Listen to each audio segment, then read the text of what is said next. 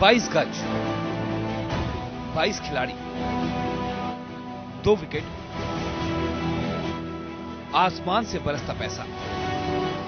ये क्रिकेट है जो भारत की धमनियों में दौड़ता है और इसी क्रिकेट के नाम पर वो खेल भी चलता है जिसे पावर गेम कहते हैं।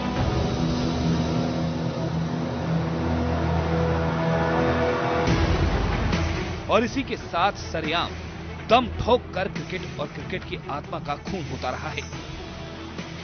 फ्लड लाइट्स की चकाचौंध में खिलाड़ी बिकते रहे, खेल की मर्यादा खत्म होने लगी, दर्शकों की भावनाओं का सौदा होने लगा, नैतिकता को ताक पर रखा गया, आम लोगों के खास खेल को खास लोगों ने अपना शगल बना लिया। क्रिकेट का क नहीं जानने वाले क्रिकेट के मसीहा बन गए, खेल से प्यार करने वाले हाशिए पर चले गए, चयन समितियों में अपनों को प्रमोट किया जाने लगा, हुनर का मोल नहीं रहा, काबिलियत सिस्कियां लेती रही, खिलाड़ी खेल को बिजनेस समझने लगे। ड्रेसिंग रूम में टीम मालिक सटोरियों के एजेंटों में तब्दील हो गए, शिकायतों जांच का पाखंड चलता रहा। आका को खुश करने के लिए क्रिकेट की सबसे बड़ी संस्था साष्टांग नमन की मुद्रा में आ गई। आका कुछ दिनों के लिए सिंहासन से हटे तो गद्दी भरत को मिल गई। मामला ठंडा क्या हुआ, फिर से रास्ते लग हो गया। कुछ खिलाड़ियों को बैन किया गया, पर दामाद को क्लीन चिट दे दी गई। जब संस्था में ससुर सुपर पावर हो तो दामाद को रियायत मिलना विशेषाधिकार होता है। अब कहानी में ट्विस्ट आया है, श्रीनिवासन को वनवास हो चुका है, गावस्कर को गद्दी मिल चुकी है। सुप्रीम कोर्ट ने क्रिकेट में सफाई का शुभारंभ किया है और ये नौबत तब आई है जब पानी सर से गुजर गया, बेशर्मी हद पार करने लगी थी, देश का सब्र टूटने लगा था। ये महज शुरुआत है, ये एक सबक है। देखना दिलचस्प होगा कि कब खेल से राजनीति खत्म होती है, कब हुनर को मौका मिलेगा, कब धंधेबाजों से क्रिकेट का साथ छूटेगा, कब टीम मालिकों और सटोरियों में फर्क होने लगेगा, कब खेल को खेल बनाने की पहल होगी।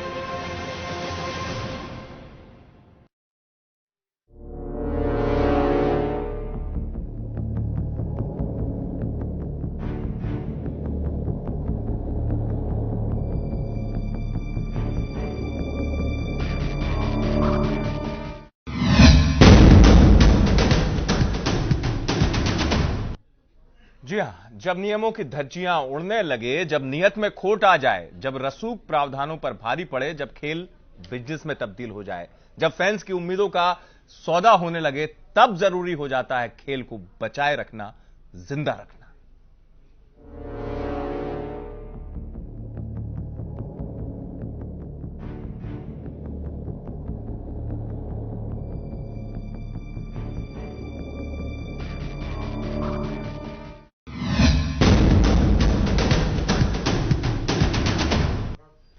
अब जरा मामले की स्थिति को समझते हैं, कैसे ये मोड़ आया जहां पर लगा कि क्रिकेट का कलंक धुलने की तरफ है या लगा कि रोशनी कुछ आई है काल कोठरी से निकलकर। जी हां, आईपीएल स्पॉट फिक्सिंग मामले में सुनवाई करते हुए सुप्रीम कोर्ट ने आईपीएल खत्म होने तक एन श्रीनिवासन की बीसीसीआई से छुट्टी कर दी है। कोर्ट के इस फैसले के बाद भारतीय क्रिकेट कंट्रोल बोर्ड पर सालों से चला आ रहा श्रीनिवासन का शासन खत्म हुआ और कमान सौंपी गई पूर्व भारतीय कप्तान सुनील गावस्कर।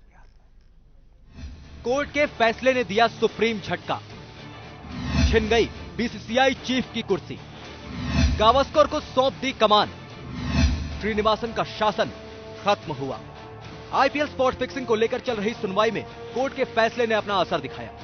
कोर्ट में हुई सुनवाई के दौरान बीसीसीआई अध्यक्ष के आसन पर सालों से अपनी सत्ता चला रहे एन श्रीनिवासन का शासन खत्म हुआ। सुप्रीम कोर्ट ने श्रीनिवासन को बोर्ड के अध्यक्ष पद से हटाकर पूर्व भारतीय कप्तान सुनील गावस्कर को कमान सौंपने का फैसला सुनाया।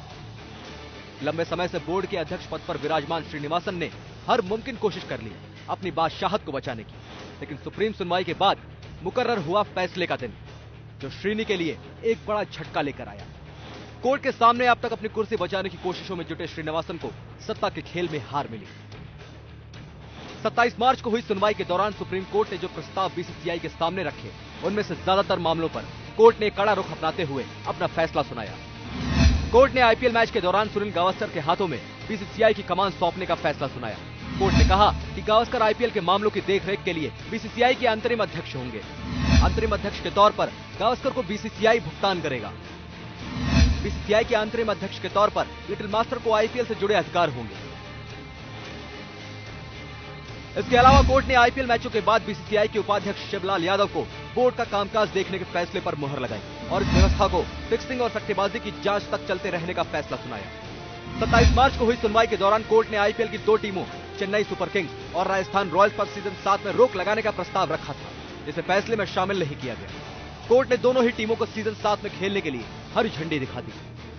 इसके अलावा आईपीएल फैंस के लिए भी कोर्ट से राहत की खबर आई, जिसमें सीजन 7 के तय कार्यक्रम में न कोई फेरबदल किया गया और न स्टार खिलाड़ियों पर लीग में भाग लेने पर रोक लगाई गई। फैसले का दिन किसी के लिए अच्छी और किसी के लिए बुरी खबर लेकर आया। लंबे समय बाद कोर्ट से आए इस फैसले ने क्रिकेट के खेल को साफ सुथरा बनाने के लिए शुरुआत भी कर दी, लेकिन जिसे इस फैसले ने सबसे तगड़ा झटका दिया वो श्रीनिवासन ही रहे, क्योंकि कोर्ट ने सत्ता के खेल को खत्म कर खेल की सत्ता को तवज्जो देने का फैसला सुनाया और जिसके चलते भारतीय क्रिकेट पर अपना एक छत्र राज्य चलाने वाले श्रीनिवासन का शासन अब जाकर खत्म हुआ। Ravi Singh, GN news. जी हां, श्रीनिवासन का शासन जरूर खत्म होता हुआ नजर आ रहा हो, लेकिन शुरुआत होती हुई वो स्थिति भी नजर आ रही है जहां पर कई सवाल उठेंगे। क्या वास्तव में क्रिकेट अब सफाई के रास्ते की तरफ बढ़ रहा है? जानने की कोशिश करेंगे। हमारे साथ बेहद खास मेहमान हैं खेल के क्षेत्र में और खासतौर से क्रिकेट के क्षेत्र में उत्कृष्टता के आयाम रवि चतुर्वेदी जी काफी बेहतर स्थिति को जानते हैं। वरिष्ठ अधिवक्ता आदित्य कुमार चौधरी हमारे साथ जुड़ेंगे और खेल पत्रकार चंद्रशेखर संत हमारे साथ जुड़े हुए हैं। आप सभी का बहुत स्वागत है। पहला सवाल मैं रवि जी से करना चाहूंगा। यहां पर रवि जी, पहला सवाल मेरा आपसे यही है इस शुरुआती तौर पर कि जो भी निर्णय आया, एक बड़ा आसन डोल गया, वो जाने तैयार नहीं थे, आखिरकार उन्हें जाना पड़ा। सब वो बाहर हुए हैं, श्रीनिवास बाहर, लेकिन अंदर जो कुछ है बोर्ड के वो मौजूद है। ये स्थिति शुरुआती तौर पर चिंता के साथ मैं आपसे पूछ रहा हूं। देखिए, मेरा अपना व्यक्तिगत जो विचार है इस पर यह है जी कि ये मामले में श्री गणेश हुआ है जी, और एक अच्छी शुरुआत मैं कहता हूं। ओपनिंग बैट्समैन को अच्छी शुरुआत करनी चाहिए, उसी तरह से ये फैसला जो है अपने आप में एक अच्छी शुरुआत है और ये क्रम जारी रहना चाहिए, क्योंकि ये जो मामला फिक्सिंग का है ये क्रिकेट की जड़ों तक पहुंच गया है और आईपीएल में खासकर इसने बहुत ही मजबूत अपनी जड़ें पकड़ ली हैं। और जब कोई चीज जड़ तक पहुंच जाए पेड़ के, तो एक बहुत ही दूरगामी आपको कदम उठाने होते हैं और मैं समझता हूं कि उस दिशा में ये जो कदम उठाया गया ये अपने आप में एक अच्छा कदम है। लेकिन एक चीज नहीं यहां भूलनी चाहिए जी कि इसमें एक और ज्यादा एक लंबे तौर का वो काम करना होगा। ये बात अच्छी है कि सुनील गावस्कर को कार्यभार सौंपा गया है। दूसरी अच्छी बात है शिवलाल यादव, उनको भी मैं बहुत अच्छी तरह जानता हूं।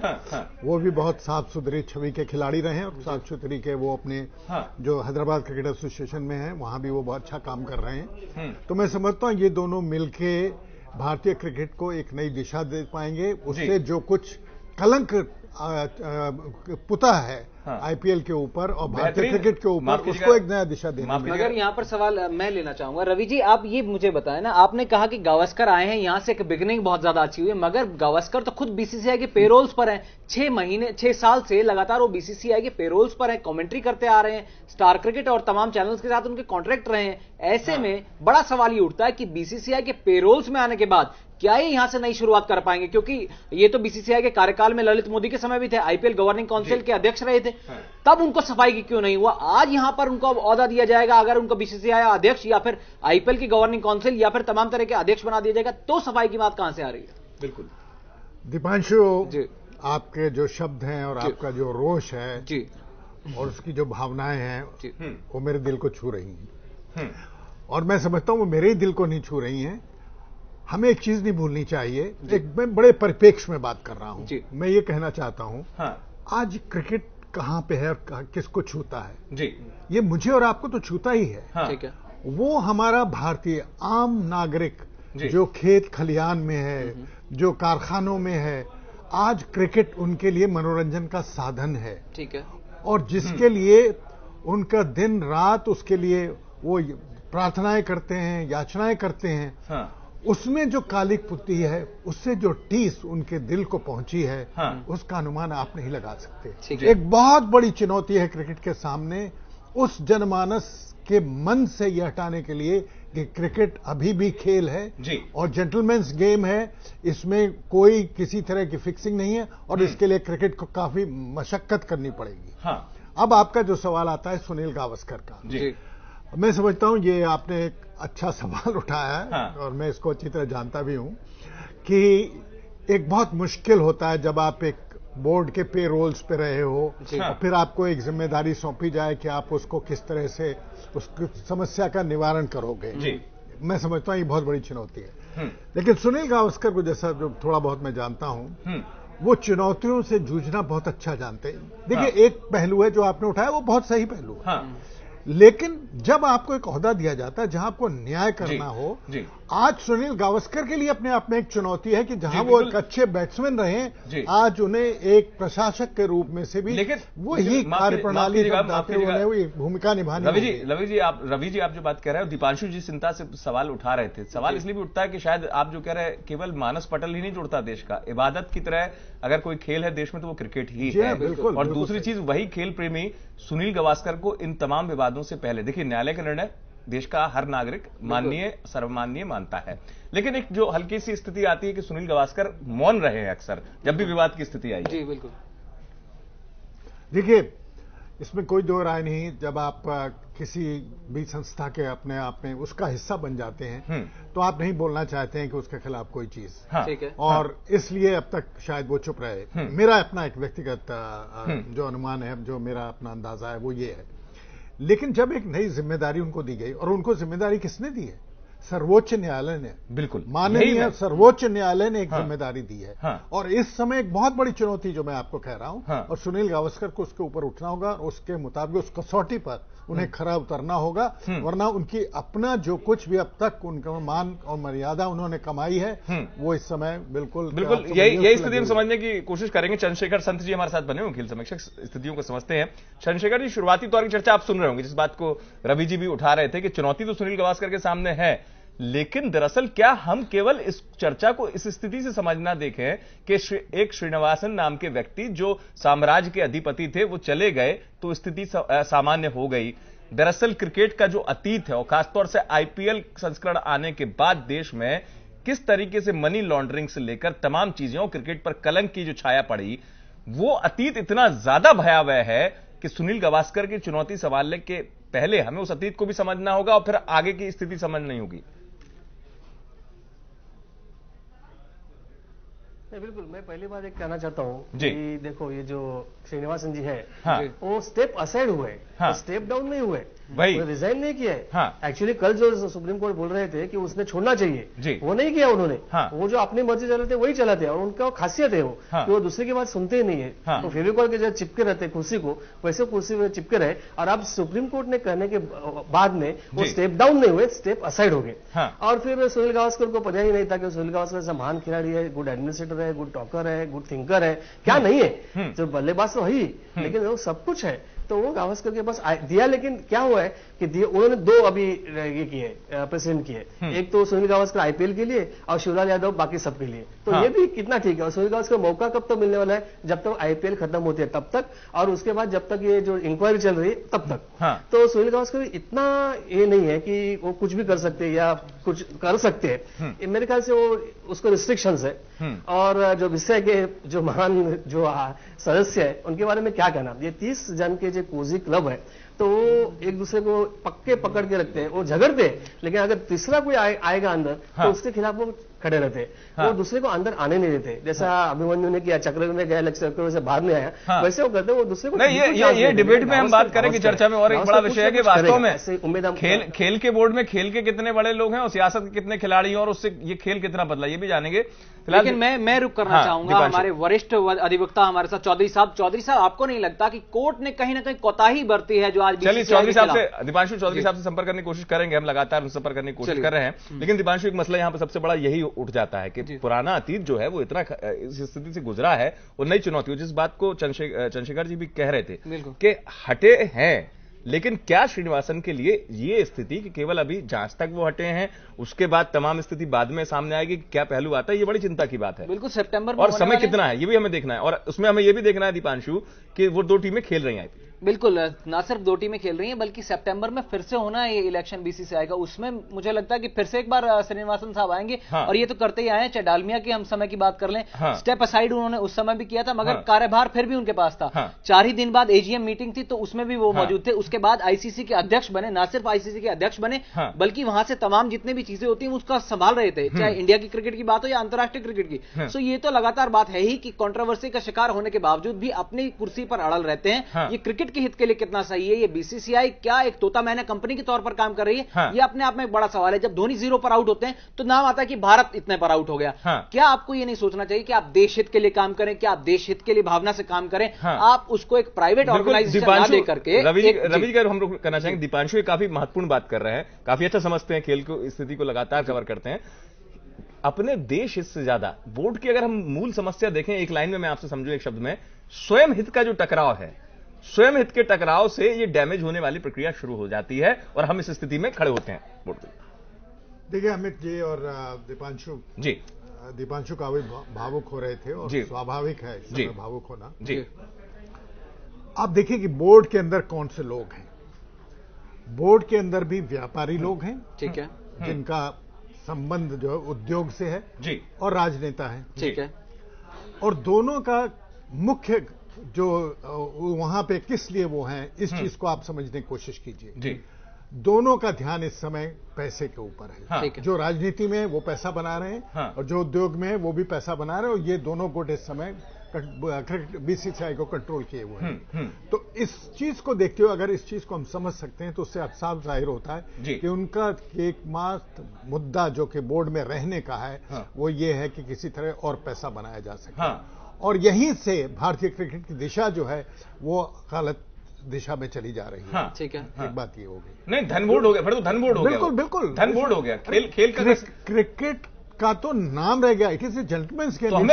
और उसमें अमित मैं तो एक बात और जोड़ना चाहूंगा। आज जब गावस्कर साहब ने बोला कि ठीक है आईसीसी मुझे बीसीसीआई का कार्यभार दिया जा रहा है, उन्होंने कहा कि मुझे कंपनसेशन देनी चाहिए जो मैं कमेंट्री करता हूं उसकी, क्योंकि मुझे वो पद छोड़ना पड़ेगा। ऐसे में वही रवि जी आप वाली बात आ रही है कि पैसे के पीछे तो लगातार भाग ही रहे हैं।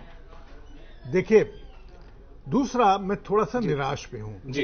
कल जो उम्मीदें बनी थी और जिस प्रकार से लगा था कि आदरणीय सुप्रीम कोर्ट इस पे जो कदम उठा रहा है कुछ दूरगामी कदम लेगा, लेकिन आज ऐसा लगा कि जैसे कुछ कदम जो लेना चाहता था सुप्रीम कोर्ट, पता नहीं किस लिए उसमें कुछ रिजर्वेशंस रह गई जी। देखिए जो टीमें जिनके ऊपर पूरा दोषारोपण है वो टीमें अब फिर खेलेंगी, ठीक है। ये अपने आप में एक बात मैं समझता हूं असंगत सी बात है। दूसरा, मैं तो जहां तक समझता हूं जबकि आईपीएल के ऊपर एक प्रश्न चिन्ह बन चुका है, तो मैं समझता हूं ये आईपीएल तो कैंसिल हो जाना चाहिए। ये कैंसिल होना चाहिए, जांच पूरी हो जाए, इस स्थिति में कैंसिल होना चाहिए था। जब पूरी जांच हो जाए उसके बाद आप खेलिए।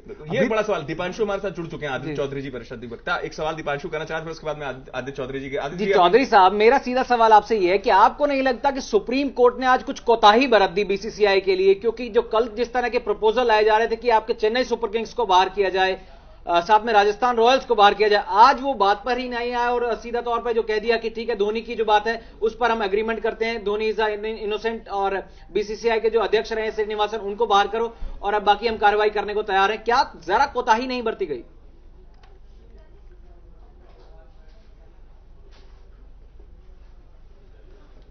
आदित्य जी, आदित्य जी मेरी आवाज पहुंच रही है आप तक? हम चंद्रशेखर जी से भी ये सवाल कर लेते क्योंकि माननीय न्यायालय का ये मसला है, लेकिन एक होता है कि अगर काश जिस बात को रवि जी कह रहे थे उसी नोट पर मैं उठाना चाहूंगा। चंद्रशेखर जी, जिस बात को रवि जी भी कह रहे थे कि फिर ऐसी स्थिति में आईपीएल इस संस्करण को रोका जाना चाहिए था। अगर हम एक नई शुरुआत करने जा रहे हैं और वाकई में देश में इस दौर में न्यायालय ही वो कदम उठा रहा है, चाहे वो 2G घोटाला हो, तमाम घोटाले हों, लेकिन अब जब खेल से जुड़ा हुआ इतना बड़ा ये मसला सामने आया तो आपको लगता है कि आईपीएल संस्करण को इस बार रोका जाना चाहिए था? एक मतलब एक खेल समीक्षक के तौर पर, बाकी न्यायालय का फैसला होता है, माननीय फैसला होता है। बात करना चाहता हूं कि जब सुप्रीम कोर्ट ने कल जो एक निर्णय लेने की सोची थी, मैंने हम लोग को ऐसा लग रहा था कि कुछ स्ट्रांग रिएक्शन होगा उसका, लेकिन आज उस कंपैरिजन में माइल्ड उनका डिसीजन है। जो कल का था रोक और आज का रोक बहुत फर्क है। आज देखो सब कुछ जो बीसीसीआई चाहता है वैसा हो गया, ऐसा लग रहा है मुझे। As per I am concern कि ये सब बीसीसीआई के जो बीसीसीआई चाहते थे उन लोग वही हो रहा है। और ये बिल्कुल अचरज की बात है, कल सुप्रीम कोर्ट एक कर रहा था, आज एक सुप्रीम कोर्ट कर रहा है। मैं सुप्रीम कोर्ट का आदर करना ही चाहिए अपने को, लेकिन थोड़ा सा फर्क महसूस हो रहा है और इससे मैं थोड़ा सा वरीड हूं, चिंताग्रस्त हूं, क्योंकि ये क्या हो रहा है। अगर तुमने दो टीम को कल फैसला किया था बैन करने का, सीएसके एंड राजस्थान रॉयल्स, तो अभी आज एकदम ऐसा क्या हो गया कि नहीं दोनों भी खेलने दो, आईपीएल भी होने दो, ये भी होने दो, स्टेप असाइड भी होने दो, स्टेप डाउन नहीं होने दो। ये क्या हो रहा है? ये क्यों नहीं उन लोग डटे रहे, जो अपना फैसला लिया था उसमें क्यों नहीं डटे रहे? ये बड़ी अफसोस की बात है। और मेरे ख्याल से ये जो पॉलिटिशियंस है ना, ये बहुत बड़ा मेरे ख्याल से मायना रखते हैं। ये इसके नहीं है कि कहीं ना कहीं फेवर आज नजर आया। न्यायालय का एक नजरिया था, लेकिन एक राहत जो दीपांशु आप सवाल उठा रहे हैं, उस राहत ने कहीं ना कहीं उस बड़ी सख्ती पर विराम लगाया। बीसीसीआई के लिए फेवरेबल ये डिसीजन आया। इससे बेहतर आज नहीं आ सकता था बीसीसीआई के लिए डिसीजन कि आपको आईपीएल का भी मौका मिल गया, आपको चेन्नई सुपर किंग्स फ्रेंचाइजी भी खेलने का मौका मिल गया, राजस्थान रॉयल्स पर जो कल लग रहा था वो भी नहीं हटा। दीपांशु उस तरीके से है कि अगर हम किसी स्थिति को अगर समझने की कोशिश करें, अगर हम किसी दुर्घटनावश किसी रोड को ब्लॉक करते हैं, सर्विस लेन लेकिन चालू है, कुछ ना कुछ रास्ता बना है निकलने का। उनके लिए बीसीसीआई के लिए क्या होगा कि भाई नुकसान तो होना तय है, यहां से जितना हो जाए कि आपको कंट्रोल हो जाए। बिल्कुल ये स्थिति कम से कम हो जाए नुकसान। सारा मामला ये है कि सारा कितना कम से कम। बिल्कुल ये समझूंगा मैं आपसे। यहाँ मुझे रुकना पड़ रहा है ब्रेक के बाद जब आएंगे रवि जी इस बात को कह रहे थे समझने की कोशिश करेंगे। और वास्तव में इतना आसान है क्या कि किसी श्रीनिवासन जैसे साम्राज्य के अधिपति का चले जाना, और उसके बाद हम उम्मीद तो करते हैं, हम कहते हैं क्रिकेट का कलंक धुलने की तरफ हम बढ़ रहे हैं, लेकिन वास्तव में बड़ी प्रक्रिया है, बड़ी चीजें हैं, सब कुछ इतना सहज नहीं है। और क्यों नहीं है, रुकावटें क्या हैं, वो समझेंगे ब्रेक के बाद। चलो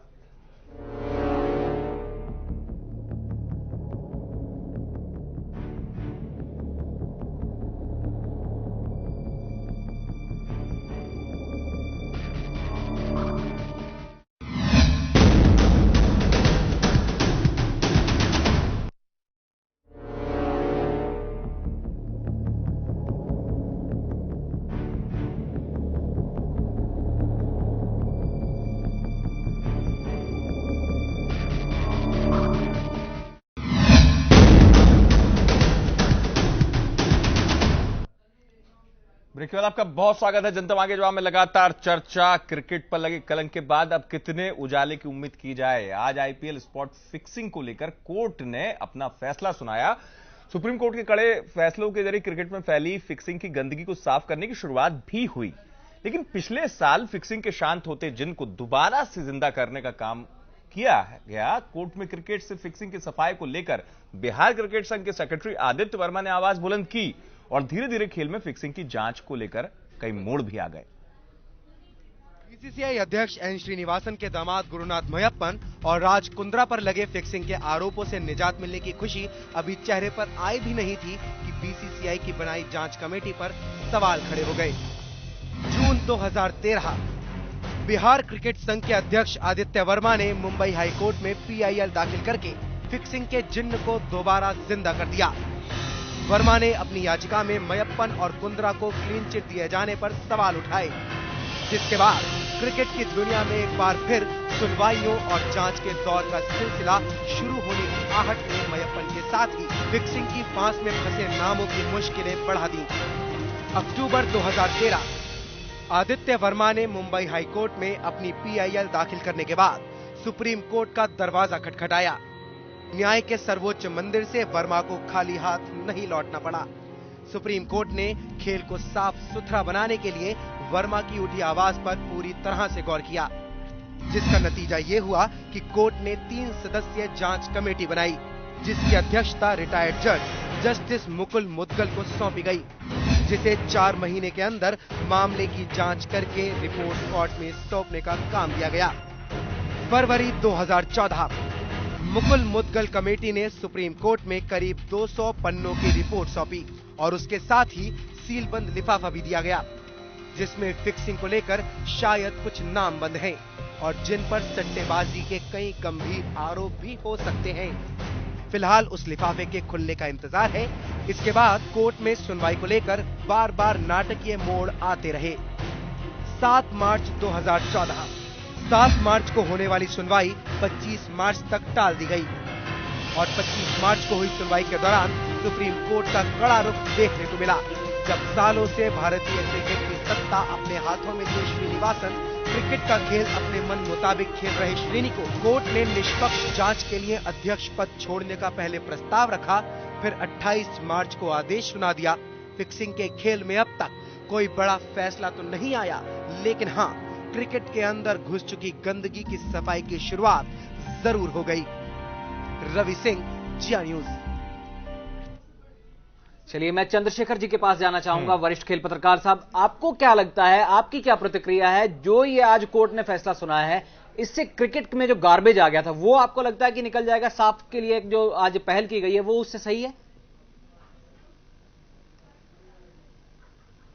नहीं, जो फैसला था ना, वो अगर जो कल का जो फैसला था वो अगर आज वही रहता था तो मुझे और अच्छा लगता था। आज का फैसला कल के मुकाबले थोड़ा सा माइल्ड लगा है मुझे सुप्रीम कोर्ट का। हाँ। लेकिन फिर भी उन्होंने एक अच्छा काम किया है कि श्रीनिवासन को स्टेप डाउन नहीं लेकिन स्टेप असाइड तो होना पड़ा है। हाँ। और गावस्कर को लाया है आईपीएल के लिए। हाँ। तो सिर्फ आईपीएल के लिए उसने लाया है, उनके बाद गावस्कर का काम खत्म होगा। हाँ। और तब तक गावस्कर क्या करेंगे 3-4 महीने में? वो भी बात एक सोचने की बात है। लेकिन एक बात सच है कि आईपीएल के जो 2 टीम थे, जो कल उन्होंने कहा था कि नहीं, ये राजस्थान रॉयल्स और सीएसके को हम नहीं खेलने देंगे, लेकिन आज वापस वो टीम है, तो ये तो चलते ही रहेगा। मतलब ये आईपीएल भले भारत में नहीं हो, ये यूएई में जाएंगे, यहीं जाएंगे, वही जाएंगे, और वो होगी। और आईपीएल का जो रुख है वही मुझे पसंद नहीं आता है। पहली बात, हाँ। सिर्फ 4 ओवर डालो और खत्म। हाँ। तो पहले जमाने में बाबू नाडकर्णी, अपने ऋषि सूर्ति, सोलकर, हम लोग कैसे कहते थे कि हम लोग 40-40 ओवर डालते थे। आज 4 ओवर्स का खेल हुआ है। तो मैं आपसे पूछना चाहूंगा, इस बात से क्या आप इत्तेफाक रखेंगे चंद्रशेखर जी? इस बात से इत्तेफाक रखेंगे? मेरा सवाल ये है कि इस फॉर्मेट के आने से ही जो गंदगी है वो तेजी से बढ़ी और इस फॉर्मेट को ही आप जड़ मानेंगे, क्योंकि इसने पूरा स्वरूप ही बदल दिया खेल का, हमारे क्रिकेट का, हमारी मान्यताओं का। जो पुरानी चीजें आप जिनका नाडकर्णी साहब का जिक्र कर रहे थे, आप मानेंगे सिर्फ और सिर्फ ये फॉर्मेट जिम्मेदार रहा? नहीं, बिल्कुल ये फॉर्मेट जिम्मेदार। और मेरे ख्याल से तब के प्रेसिडेंट शरद पवार जी, उन्होंने पूरा एक स्वातंत्र दिया, इंडिपेंडेंस दिया ललित मोदी को। हाँ। ललित मोदी एक गुलछबू आदमी है, आपको मालूम है। हाँ। पैसा कैसा उड़ाने का, पैसा कैसा जमा करने का, वो उनके पास है। जो चेयर गर्ल्स लाया है बहुत बेकार था। अगर तुम क्रिकेट में चेयर गर्ल्स लाते हैं और उसको देखने के लिए आदमी आने लगे तो क्या हुआ? अब तो शाहरुख खान को देखने के लिए और दूसरे 2-4 एक्टर्स हैं उनको देखने के लिए अगर लोग आने लगे तो हमारे क्रिकेटर्स का क्या होगा? और जो क्रिकेटर्स पहले एम क्या था कि अब Ranji trophy Khelo, Duleep trophy Khelo, rest of India खेलो और इंडिया खेलो, टेस्ट मैच खेलो। अब क्या है, जो हमारे मैं एक क्लब का मैनेजिंग कमेटी मेंबर हूं, यहाँ के मुंबई के बड़ा क्लब है, मैं नाम नहीं लेना चाहता, लेकिन उधर उनके भी कई खिलाड़ी इसमें खेले, आईपीएल में खेले। लेकिन उनका दिमाग क्या चलता है, तुम खेलो 1-2 सीजन खेलो, पैसा कमाओ, गाड़ी लो, घर लो, बंगला लो और नौकरी है ही है। तो ये जो एम है वो बहुत मर्यादित हुआ है, संकुचित हुआ है। ये मेरे ख्याल से बड़ा दुर्भाग्य है एज पर आईपीएल कंसर्न। उनका एम अच्छा होगा और मैं मानता हूं कि उसके बिकॉज ऑफ आईपीएल कई नए लोगों को बड़े बड़े खिलाड़ियों के साथ खेलने की संधि प्राप्त होती है। हाँ। लेकिन उसका दूसरी बाजू ये है, जैसे कॉइन को 2 बाजू रहते हैं, एक हेड्स रहता है और टेल्स रहता है, वैसे दूसरी उसकी ये बाजू ये है कि इससे क्या हुआ है, आज के जो नवोदित खिलाड़ी है, जो नए खिलाड़ी है, उनका एम बहुत संकुचित हुआ है, सिर्फ आईपीएल खेलने का। और ड्रॉबैक्स जो है वो ज्यादा आई हैं, आईपीएल के पॉजिटिव्स जो है वो निकल करके कम आए हैं, ड्रॉबैक्स हमें ज्यादा है, धांधलेबाजी ज्यादा आ रही है, करप्शन ज्यादा आ रही है। उसमें जो खिलाड़ियों का नाम था, कितने खिलाड़ी आए हैं? बहुत ही कम खिलाड़ी ऐसे जो कि इससे आईपीएल से इंडिया रिप्रेजेंट किए हैं। शेखर जी, मेरा सवाल आपसे ना, उनके बारे में मैं कहना चाहता हूं, ये टीम किसके है? मुंबई इंडियंस। उसमें मुंबई वाले रहते नहीं, इंडियंस रहते हैं अंबानी। ये मेरे ख्याल से अंबानी 11, मल्ल्या 11, ऐसा उनको नाम देना चाहिए, क्योंकि वही लीलाम होता है, वहां से खिलाड़ी खरीद कर जैसे पहले गुलाम खरीद करते थे, वैसे अभी खिलाड़ी भी खरीदी उनका शुरू हो गया। और मेरे ख्याल से ये जो खिलाड़ी के जो नाम है मुंबई इंडियंस, मुंबई इंडियंस कहाँ है? मुंबई के भी खिलाड़ी रहते हैं, ये अलग, यही तो फॉर्मेट है जिसने सब कुछ उलझा के रख दिया है और खिलाड़ी भी सही दिशा में जा रहा है कि नहीं। रवि जी से मैं एक सवाल यहां जरूर करना चाहूंगा। रवि जी, हमें ये चीज सोचना होगा इस स्थिति में कि आज जितनी गंदगी चरम पर पहुंची चूंकि क्रिकेट के इस पूरे खेल जगत में तमाम ताकतवर लोग इस तरीके से काबिज हो गए कि देश में उस तरीके से आवाज भी नहीं उठी। इस पूरे मामले में आदित्य वर्मा का जिक्र मैं जरूर करूंगा आपसे। एक अच्छी पहल की, आदित्य वर्मा को क्रेडिट आप कितना देंगे, एक पहला सवाल मेरा ये आपसे। और एक आदित्य वर्मा जैसा व्यक्ति ही अगर इस पहल को करता है, लेकिन एक बड़ी लॉबी के सामने केवल एक आदित्य वर्मा, लेकिन देश में दरअसल इस तरीके की शुरुआत पहले होना चाहिए थी। देखिए, आदित्य वर्मा साहब ने जो कदम उठाया है वो अपने आप में प्रशंसनीय है, इसमें कोई दो राय नहीं। क्योंकि बोर्ड में और नजदीकी जो एक सर्कल था बोर्ड के, उसके अंदर से एक आदमी उठा और उसमें कम से कम इतना दमखम था कि वह बाहर निकला और उसने कहा कि नहीं, आईपीएल में गड़बड़ी है, इसके खिलाफ कोई कार्रवाई होनी चाहिए। यहां सवाल क्या उठता है, एक बड़ा सवाल उठता है जी कि आईपीएल के में और बीसीसीआई के अंदर कौन कौन से लोग हैं। आईपीएल को अगर आप पहले देख लें तो कौन से लोग हैं, बोर्ड के लोग हैं। बोर्ड में कौन से लोग हैं, कुछ उद्योगपति हैं और कुछ हमारे राजनेता हैं। और आईपीएल में इनके और साथ कौन जुड़ गए, हमारे अभिनेता जी, फिल्म के एक्टर्स और एक्ट्रेसेस। यानी सारा जो ये जमघटा है, ये सब कुछ क्या है, खेल पैसे का बन गया है। और जहां इतना ज्यादा पैसा आ गया है तो जाहिर है वहां क्या कहते हैं, गड़बड़ तो होनी थी। नहीं, वही पैसा जो है इतना बड़ा मसला हो गया। दूसरा जो मेरा कहना है, मैं हमेशा कहता रहा हूं, आपके चैनल पे भी मैंने कहा कि IPL is the bed of all corruption. सारा कलंक क्रिकेट के ऊपर जो आज लग रहा है, उसका सारा दोषारोपण जो है वो आईपीएल के ऊपर। And there was no harm Amit, इसमें कोई हार्म नहीं था कि इस बार आईपीएल को बंद कर दिया जाए 7वें सीजन के लिए, जब तक आपके पास गार्बेज क्लीन हो जाए उसके बाद फिर से आप लेकर। बिल्कुल। और दीपांशु, जैसा आप मेरे से चर्चा के दौरान एक बड़ा चिंता के साथ दीपांशु एक सवाल कर रहे थे कि कोर्ट का एक अपना निर्णय, हम लगातार उस बात को कह रहे हैं, कोर्ट ने एक अपनी गाइडलाइन के हिसाब से कोर्ट का एक अपना नजरिया भी है, लेकिन देश का खेल प्रेमी कैसे उम्मीद बांधे कि सफाई होगी। क्योंकि देखिए लगा होता है, जैसे दीपांशु चर्चा के दौरान मुझसे कह रहे बिशन सिंह बेदी का नाम लिया था उन्होंने। बिशन सिंह बेदी जैसे लोगों को लोग ना सिर्फ बिशन, अब आपने मुद्दा छेड़ ही दिया तो फिर रवि जी मेरा सवाल भी ले लीजिए आप इसमें। बिशन सिंह बेदी साहब, आपके पास गुंडप्पा विश्वनाथ साहब थे, आपके पास दिलीप वेंसरकर थे, जो कि बीसीसीआई की पेरोल्स पर नहीं आते थे। क्या उनको नहीं लेकर के आना चाहिए था सिस्टम में इन ऑर्डर कि आपका जो गार्बेज है वो इसीलिए क्लीन हो जाएगा कि उनकी जो छवि है वो बिल्कुल साफ रही है, पानी की तरह उनके बिल्कुल न्यूट्रल रहे हैं, वो ना इस पक्ष में थे ना उस पक्ष में। क्या उन लोगों करके लाने से आपको नहीं लगता कि छवि साफ होती? और दूसरा मेरा सवाल इसलिए भी जी, ये देश में जो रवि जी भी इस बात से मानेंगे जी, एक संकट सबसे बड़ा है देश में, चाहे आम नागरिक के मन में हो या वही आम नागरिक खेल प्रेमी होता है, भरोसे का संकट। बिल्कुल, बहुत बड़ी भरोसा का संकट जो उसको कोई समाधान नहीं कर पा रहा। भरोसा किस पे? बहुत बड़ा सवाल आपने कर, मैं इसको एक बड़े परिप्रेक्ष्य में इसका जवाब देना चाहूंगा जी। आज देश किस बात की सबसे ज्यादा चर्चा कर रहा है जी? आप सबसे पूछता हूं, जो हमारे दर्शक है उनसे पूछता हूं, मुख्य मुद्दा जो आज इलेक्शन में भी है वो क्या है? भ्रष्टाचार। और वही भ्रष्टाचार जो राष्ट्रीय स्तर पर जिसके ऊपर चर्चा हो रही है, आज उसका सबसे बड़ा मुद्दा जो है भ्रष्टाचार का क्रिकेट है। ठीक है, आज राष्ट्रीय परिप्रेक्ष्य में हमें इसकी ओर देखना चाहिए। और बजाय, मुझे आज एक बहुत दुख हो रहा है इस बात का, और मेरे भाई संत ने जो बात कही मैं उनसे बहुत सहमत रखता हूं, जो उन्होंने बातें की। देखिए, कल ऐसा लगा कि शायद आज का जो सूर्योदय होगा वो नई रोशनी लेके आएगा क्रिकेट के लिए, लेकिन ऐसा लग रहा है कि ये तो एकदम सारा अंधेरा फिर से छा गया है जो उससे पहले छाया हुआ था। आज हम रोशनी की उम्मीद कर रहे थे, नई दिशा की उम्मीद कर रहे थे, बिल्कुल, जो हमें बिल्कुल नहीं मिली और हम बहुत निराश हैं। बिल्कुल, डैमेज कंट्रोल थेरेपी में यही हुआ कि आगे बढ़ा में चुभन न आ रही है। दूसरा पक्ष इसका जी, देखिए, अगर आप चाहते हैं कि निष्पक्ष जांच हो और सही रास्ते पर चले और एक नई दिशा मिले आईपीएल की, कोई बात नहीं, उसके लिए आपको ऐसे व्यक्तियों का चयन करना पड़ेगा, क्रिकेटर्स का।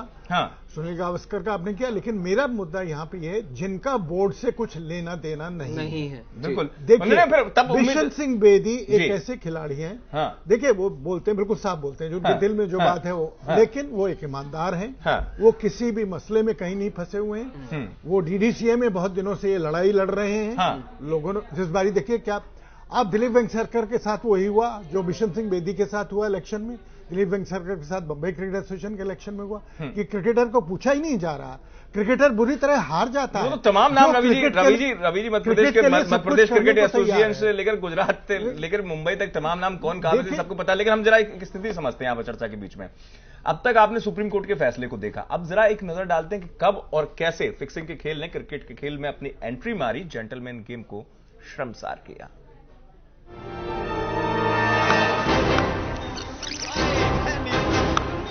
साल 2013 आईपीएल सीजन 6 फिक्सिंग की आंच में झुलसे कई नाम, गिरफ्तारियां हुई, खिलाड़ी फिक्सिंग के घेरे में आए और मैदान से निकलकर क्रिकेट पहुंच गया कटघरे में। पिछला आईपीएल सीजन हर किसी को याद होगा जिसने क्रिकेट को शर्मसार किया और खेल की गरिमा को ठेस पहुंचाई। राजस्थान रॉयल्स और चेन्नई सुपर किंग्स की टीम पर फिक्सिंग के आरोप लगे। रॉयल्स के 3 खिलाड़ी पुलिस की गिरफ्त में आए और इंडियन प्रीमियर लीग पर इंडियन पैसा लीक होने के जो आरोप लगते आ रहे थे उसे हवा मिल गई। एक के बाद एक होती गिरफ्तारियों और फिक्सिंग के तार को खंगालने का काम दिल्ली पुलिस के बाद मुंबई पुलिस के हाथों में गया, जिसमें कानून के हाथों ने खिलाड़ियों के साथ साथ फिक्सिंग के तालाब की सबसे बड़ी मछली को अपने शिकंजे में ले लिया। गुरुनाथ मयप्पन की गिरफ्तारी हुई। पुलिस के हाथ श्रीनिवासन के दामाद गुरुनाथ मयप्पन के गिरेबान तक जा पहुंचे, जिसके बाद कई बड़े नाम सामने आए, नामों पर सवाल उठे और बीसीसीआई ने इस पूरे फिक्सिंग कांड की जांच करने का आश्वासन दिया, जिसके लिए बोर्ड अध्यक्ष ने रिटायर्ड जज टी जयराम चौटा और आर बालासुब्रमण्यम का पैनल भी बनाया। लेकिन जिस पैनल ने फिक्सिंग के पूरे खेल का पर्दाफाश करने का बीड़ा उठाया था, उसे फिक्सिंग के कोई सबूत नहीं मिले और टीम के मालिकों पर कसता शिकंजा ढीला पड़ने लगा। बीसीसीआई के बनाए पैनल ने सबको क्लीन चिट दे दी, जिसमें गुरुनाथ मयप्पन भी शामिल थे। फिक्सिंग की फांस में फंसते नामों ने राहत की सांस ली, लेकिन अभी तक सिर्फ फिक्सिंग की इस पूरी फिल्म का ट्रेलर ही आया था, पूरी पिक्चर अभी बाकी थी। Ravi Singh, GN news. अमित, मैं एक सवाल मेरे मन में लगातार मुझे झंझोर रहा है और मैं रवि जी से समझना चाहूंगा। रवि जी, क्या आपको नहीं लगता कि अभी कुछ दिन पहले ही कोर्ट ने कहा था कि जो बड़े पद हैं वहां पर कुछ खिलाड़ियों को आ जाना चाहिए? भाई, क्रिकेट की हम बात करें तो cricket is all about the cricketers. वहां पर ऐसे लोग क्या कर रहे हैं जो कि पॉलिटिशियंस हैं, जो कि बिजनेसमैन, जो कि एडमिनिस्ट्रेशन से जुड़े हुए हैं। आप किसी भी चीज को मैनेज करेंगे, आप किसी चीज को कंट्रोल करेंगे, तब आपको दुख दर्द भी समझ आएगा कि हाँ, मैं खिलाड़ी रहा हूं, ऐसा होता है तो ऐसे में ऐसा करना चाहिए। बड़े लोगों का वहां पर क्या काम है? क्या इमीडिएट तौर पर बीसीसीआई को भी आरटीआई की गाइडलाइंस के अंदर नहीं आना चाहिए? क्या जवाबदेही नहीं होनी चाहिए? और बड़े पदों पर क्या बड़े लोगों को जाकर के सिर्फ क्रिकेटर्स तक ही बात नहीं आनी चाहिए? देखिए, आपके सवाल से 2 मुद्दे यहां जुड़े हुए हैं। पहला तो यह है कि वहां पे क्रिकेटर के अलावा कुछ ऐसे क्रिकेट प्रेमी भी हैं जो कि क्रिकेट में रुचि रखते हैं और बहुत नजदीकी तौर से क्रिकेट में जुड़े रहे हैं। और विभिन्न जो क्रिकेट सेंटर्स में कई लोगों को वहां पे जानता हूं। ठीक है। और वो लोग ऐसे लोगों को जिन्होंने निस्वार्थ सेवा की है क्रिकेट की, उनको क्यों ना मौका दिया जाए टेस्ट क्रिकेटर्स के साथ जो कि अनुभव रखते हैं और इस दिशा में कुछ काम कर सकते हैं। पहला चीज तो वो हो गई। दूसरी बात ये है कि आरटीआई वाली बात, मैं पीछे जाना चाहता हूं। आप लोग याद कीजिए, जब अजय माकन खेल मंत्री थे तो उन्होंने बहुत कोशिश की कि जिस प्रकार से अन्य खेल संघ खेल मंत्रालय के अंतर्गत हैं, उन्हें जवाबदेही खेल मंत्रालय के प्रति होती है, उसका किसी भी राजनेता ने समर्थन नहीं किया। यदि वो हो जाता तो उसके मुताबिक आरटीआई के अंदर भी बीसीसीआई आ जाती, यही तो उनके ऊपर नियंत्रण भी आ जाता। लेकिन किसने मदद की? हमारे राजनेताओं ने उनकी मदद की। रवि जी माफी चाहूंगा, आपके पास आऊंगा। आदित्य चौधरी जी हमारे साथ जुड़ गए हैं, वरिष्ठ अधिवक्ता, क्योंकि न्यायालय के इस पूरे दृष्टिकोण को हमें समझना होगा। आदित्य जी, स्वागत है। आवाज के व्यवधान के कारण आपसे संपर्क नहीं हो पा रहा था। चर्चा में न्यायालय के दृष्टिकोण को मैं समझना चाहूंगा। एक तरफ बीते कल में न्यायालय की बड़ी सख्ती दिखती है, माननीय न्यायालय की, आज दोनों टीमों को खेलने की अनुमति मिल जाती है। तो ये तमाम चीजें न्यायालय का जो नजरिया है, माननीय न्यायालय जो भी नजरिया देता है, इसने थोड़ी सी राहत दे दी है क्या पूरे मसले पर, जो सख्ती कल थी उससे आज के दरमियान? या फिर इसमें ऐड करना चाहूंगा कि आपको लगता है कि ये जो शांति आई है, ये विस्फोटक होने से एक पहले की शांति है? लल before the storm, right. Audio जा रहा है आदित्य जी, मेरी आवाज पहुंच रही है आदित्य जी? आदित्य जी मेरी आवाज पहुंच रही है? चलिए मैं संपर्क करने की कोशिश करूंगा। मैं रवि जी का रुख कर लेता हूं। रवि जी, एक चिंता और है मेरे मन में, मतलब आम दर्शक की तरह हम तो मतलब मिलते हैं लोगों, मतलब लोग जब मिलते हैं तो किसी ने पूछा एक बड़ा दिलचस्प सवाल, जिसका मतलब उन्होंने कहा भाई साहब ये बताइए ये कौन सा मतलब बोर्ड के दरवाजे, उनका एक व्यंग्य था कि बोर्ड के दरवाजे पे लिखा है कि उद्योगपतियों का आना बड़ा अनिवार्य है, उद्योगपतियों के आए बगैर या राजनेताओं के आए बगैर जो कुर्सियां हैं वो स्वीकारेंगे नहीं बोर्ड में किसी को, ऐसा कुछ है क्या? देखिए, आपने शायद जो सवाल किया जवाब भी आपने दे दिया। मुझे आज जो दर्द है और जो आप लोगों के दिल में, मुझे बड़ा व्यंग करके पूछा, मैं उन्हीं शब्दों को दोहरा, नहीं ये बहुत अच्छा व्यंग है। मैं तो ये कहता हूँ ये हमारी जो कार्य प्रणाली है भारतीय क्रिकेट कंट्रोल बोर्ड, उसके ऊपर एक बहुत अच्छा व्यंग है जी। आज हमें और आपको जो दुख हो रहा है वो तो हो ही रहा है जी जी। मैं आज याद कर रहा हूं उन लोगों को, हाँ। मैं याद करता हूं महाराजा पटियाला को, भूपेंद्र सिंह जी को जी। मैं आज याद करता हूं एंथनी डिमेलो को जी। मैं याद करता हूं महाराज कुमार विजयनगरम को, जिन लोगों ने अपने जेब से पैसा खर्च करके भारतीय क्रिकेट को स्थापित किया। आज वो लोग ये बातें जो हो रही हैं, जो कलंक पोत रही हैं भारतीय क्रिकेट कंट्रोल बोर्ड के ऊपर, वो अपनी कब्र में आज करवटें ले रहे होंगे कि किस निस्वार्थ सेवा से उन्होंने इस खेल को स्थापित किया था इस देश में। आज ये अगर ये हमारे जो अधिकारी इस समय कुर्सियों पर बैठे हुए हैं, चिपके हुए हैं फेविकोल लगा के भारतीय क्रिकेट कंट्रोल बोर्ड में, अगर वो उनकी आस्था को समझते और उन मर्यादाओं और मान के ऊपर वो चलते तो भारतीय क्रिकेट के ऊपर ये कलंक कभी नहीं। मैं चंद्रशेखर जी के पास जाऊंगा और सोचिए विडंबना कितनी है। रवि जी से एक बार समझने की कोशिश करूंगा। रवि जी, विडंबना देखिए, इस पूरे खेल में आईपीएल को लेकर तर्क किस किस्म के आते हैं आप सुनते होंगे। हजारों करोड़ मुनाफे का खेल है, इस खेल को एकदम नजरअंदाज नहीं किया जा सकता। हमारी नैतिकता, हमारे खेल की शुचिता कहां चली गई, उसमें 1000 करोड़ के ये शब्द कहां हमें खड़ा कर रहे हैं? बहुत अच्छा सवाल है। और दूसरा सवाल इसमें यह भी आता है रवि जी कि क्या आपने ये जो खिलाड़ी थे, ग्रेट्स जो इंडिया के माने जाते हैं, साथ में जो पॉलिटिशियंस हैं जो कि बीसीसीआई के साथ जुड़े रहे हैं, जितने भी चाहे नामों की हम बात करें तो रवि शास्त्री हैं, राजीव शुक्ला रहे हैं, अरुण जेटली हैं, अनुराग ठाकुर हैं, ये अगर पॉलिटिक्स की बात करें तब तो कहते हैं कि हमें वोट दीजिए और साहब कांग्रेस को ना देकर के बीजेपी को, बीजेपी को ना देकर के कांग्रेस को। जब क्रिकेट की बात आती है, जब बीसीसीआई की बात आती है, तो फिर गठबंधन की राजनीति देखने को मिलती है। सब कुछ बीसीसीआई का दामन थापे रखते हैं और कुछ में तो आज तक तो कोई आया नहीं क्लियर निकल करके। 6 साल हो गए आईपीएल को भी चलते हुए, कोई बात तो निकल करके आई नहीं। बहुत अच्छा सवाल है ये। अच्छा, बल्कि आपने एक पार्टी छोड़ दी, उसमें कांग्रेस पार्टी है, भारतीय जनता पार्टी है, राष्ट्रीय ये लालू प्रसाद जी की पार्टी है, नेशनल कॉन्फ्रेंस कश्मीर की भी है, ये सब लोग हैं। और देखिए उनका गठबंधन और गठजोड़ कैसी है कि राष्ट्रीय स्तर पर तो वो क्या कहते हैं करप्शन के खिलाफ नारे लगा रहे हैं, मुहिम चला रहे हैं, लेकिन जब क्रिकेट कंट्रोल बोर्ड के अंदर जो मुहिम उन्हें चलानी चाहिए उसके ऊपर वो चुप्पी साधे बैठे हैं। और आज से नहीं, कितने सालों से चुप्पी साधे हुए। ये चुप्पी जो है, चुप्पी के मायने रवि जी, क्योंकि मैं डिबेट में बिल्कुल आखिरी चरण की तरफ बढ़ रहे हैं हम, चंद्रशेखर जी का रुख करेंगे। चंद्रशेखर जी, मेरा आपसे सवाल यही है, फाइनल कमेंट के तौर पर मैं आपसे पूछूंगा, फिर रवि जी से चर्चा करेंगे। आपको लग रहा है इस फैसले के बाद फासला जो है भ्रष्टाचार से वो बढ़ेगा, भ्रष्टाचार से हम थोड़ा मुक्ति की तरफ बढ़ेंगे, या श्रीनिवासन जी का ये थोड़े वक्त का वनवास है, उसके बाद फिर वही सब पूरा उनका वही अंदाज और वही तमाम चीजें, और क्रिकेट एक बार फिर लग्जरी गेम ना कि जेंटलमैन गेम? नहीं, बिल्कुल एक्शन रिप्ले हुआ है। जो देखो आप 6 महीने पहले श्रीनिवासन ने यही कहा था, तो स्टेप असाइड हो गए, स्टेप डाउन नहीं हो गए और वापस आ गए।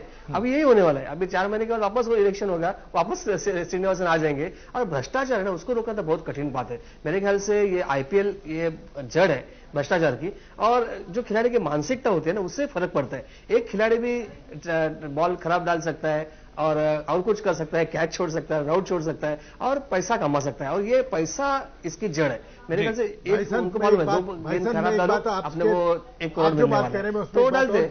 एक बात और जोड़ना चाहता हूं कि देखिए आईसीसी की एंटी करप्शन यूनिट है। मैं आज सवाल यहां ये उठाना चाहता हूं कि जिसके ऊपर करोड़ों रुपए आईसीसी खर्च करता है, क्या उस एंटी करप्शन यूनिट ने आज तक एक फिक्सिंग का या कहीं कोई मामला निकाला? पुलिस ने निकाला है। ये रवि जी बिल्कुल सही बात। रवि, समय समाप्ति कर मैं फाइनल कमेंट एक आपसे करना चाहूंगा, जिस चीज का दीपांशु में काफी समय से इंतजार कर रहे थे। एक बड़ी उम्मीद एक छोटे लिफाफे में या बड़े लिफाफा कहें उसमें छुपी हुई है। वो लिफाफा अगर कोर्ट में खुलेगा तो मानेंगे, वो लिफाफा जब खुलेगा तो वो अध्याय भी खुलेगा जहां हम उम्मीद की किरण देखेंगे और एक ऐतिहासिक फैसला लिया जा सकता है। देखिए, वो भानुमति का पिटारा है। जी जी जी। और आज हम उम्मीद ये कर रहे थे कि आज जो कोर्ट या भारतीय क्रिकेट बोर्ड कैंची लेके आएगा, वो लिफाफे को काटेगा और वो खुलेगा। हाँ।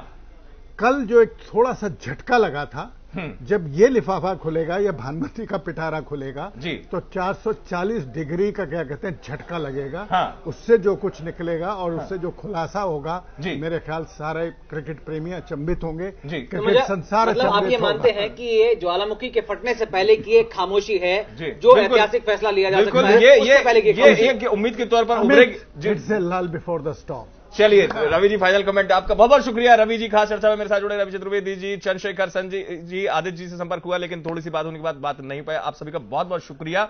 लेकिन बड़ा सवाल यही है कि हमारे देश में ऐसी स्थिति क्यों है? किसी व्यक्ति के व्यक्तित्व का उसकी पसंद से पता चलता है। श्रीनिवासन जी के बारे में पढ़ रहा था मैं, उनका सबसे पसंदीदा उपन्यास है गॉड फादर, लेकिन सोचिए वो क्रिकेट के गॉड बन पाए या भ्रष्टाचार के फादर। मुझे और दीपांशु को दीजिए इजाजत। नमस्कार।